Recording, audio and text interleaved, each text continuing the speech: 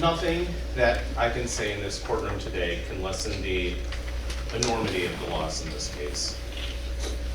Lucia Seyfried, a 9-month-old child, is gone forever, and there's no words that are sufficient for that. And there's no sentence that restores what is taken. And Mr. Boss understands that, and he will carry that understanding with him for the rest of his life. He asked me to say today, clearly and without qualification, that he is responsible for everything that happened in this case. He chose to drink. He chose to drink excessively. He chose to drive at a speed that was reckless and inexcusable. And those choices led to a chain of events that ended in the unthinkable, and he blames himself and himself alone for those actions. Your Honor, for Mr. Boss's 57 years of his life on this earth, he's lived a life that people around him know and describe as steady, responsible, and caring. He has no meaningful criminal history other than what he is before the court on. He's lived a lifetime of being a husband, a father, a grandfather, a coworker, and a friend. He's worked a steady job. He's showed up for his family. And he was the kind of person who helped everyone around him. It doesn't excuse what happened, but it does tell the court who he has been for the vast majority of his life.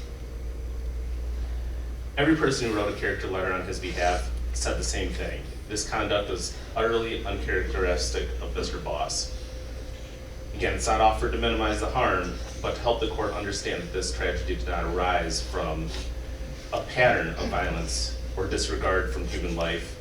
It arose from the catastrophic, reckless, and intoxicated decision-making that he made and he cannot undo. And since that day, Mr. Boss hasn't hidden from what he did. He's completed a substance abuse assessment. He didn't stop there. He attended a victim impact panel where he sat and listened to families who have lost loved ones, much like he had to do today. He attended Alcoholics Anonymous, not because he was ordered to, but because he never wants to put himself in a position where alcohol clouds his judgment again. He has tried in every way that is available to him to take responsibility.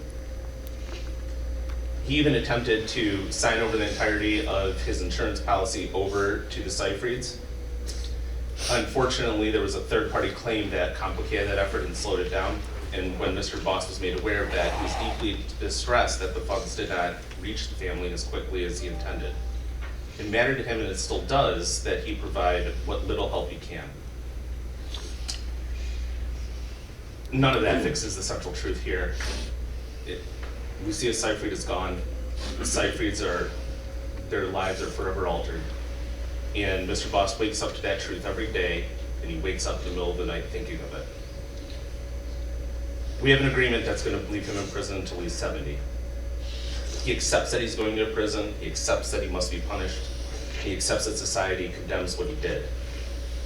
What I ask is that the court consider the proportionality of Mr. Boss. He's not a continuing danger. When he gets out, he will be reformed. He's a man who made decisions that will never be repeated again.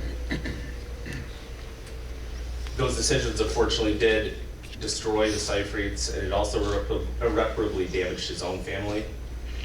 His wife is going to grow old, largely without her husband. His children will navigate the coming years without their father or the milestones that are before them.